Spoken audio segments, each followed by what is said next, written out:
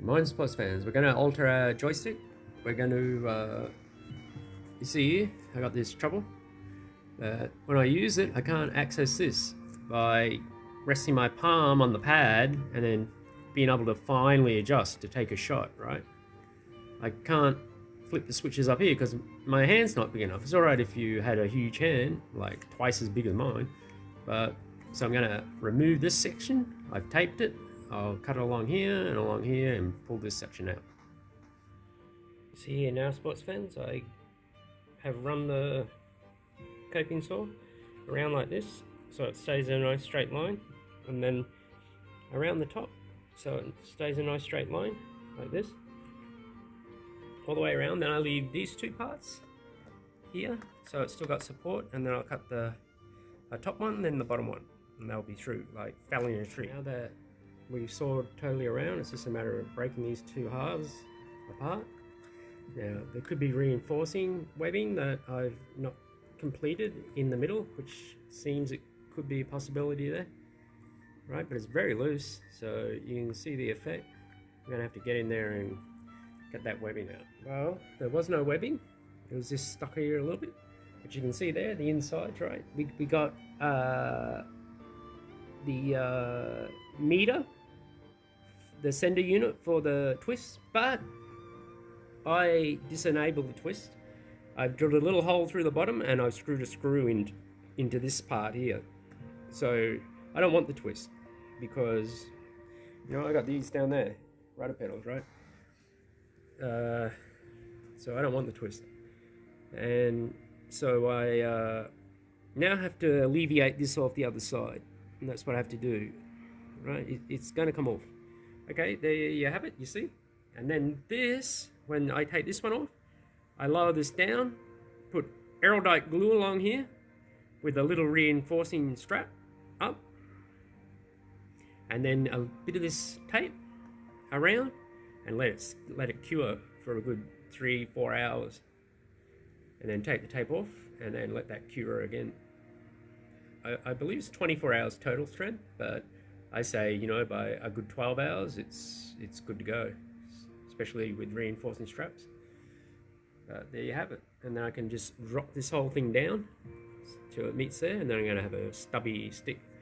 So that when I'm on this pad here that I put here, I can operate all these buttons up top, the trigger, where now, look, my grip is below that, and a good distance below that.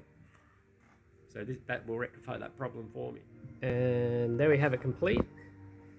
Now we have to somehow lower that top down, right? And the only way I can see it happening is cutting this tube off and then lowering it down. We can reinstall this, but I can remove it, but leave it attached that I can use it for something else. I might like a little, I don't know what, but I can have a little thumb turner there for something. I don't know what the planes could use. I'm not sure, but I could put it there. Maybe the brake engager on the Russian planes and the Macchi 202. I can put a brake engager there. I don't know.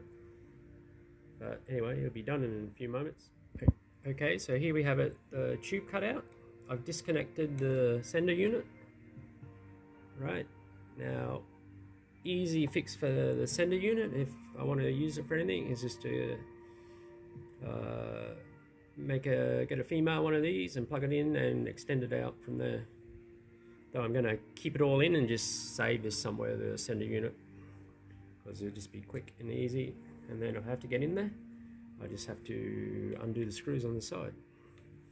Anyway, I'm going to now put this back on here like that, right?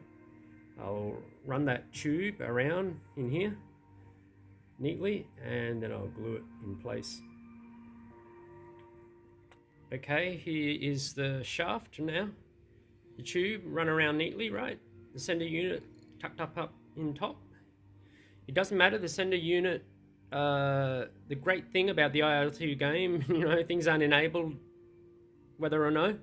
So it won't send anything there anyway, so it's just not going to register anything, which is even better. But so, and there we have it, look, glued. And then I just have to hold that like that. Then now I got just a short little stubby, right? And look at this, look, see, already, look at the advantage I have, right? I can have less of this rest thing here, and I've got total fine control over all my buttons. Absolutely. They all function just the same. It's just been shortened, and it's pretty good. And even that extra stiffness that will occur because of the less fulcrum is good. It's a good thing, and it's a cheap joystick. It's the cheapest one you get, the TAC S3 Logitech, but a very good joystick. And so I'm very happy that I made this shorter, and now you can see my thumb easily on the buttons and the trigger. Though I don't, I won't give away any secrets, but there you go, the stubby Attack 3 joystick from Logitech.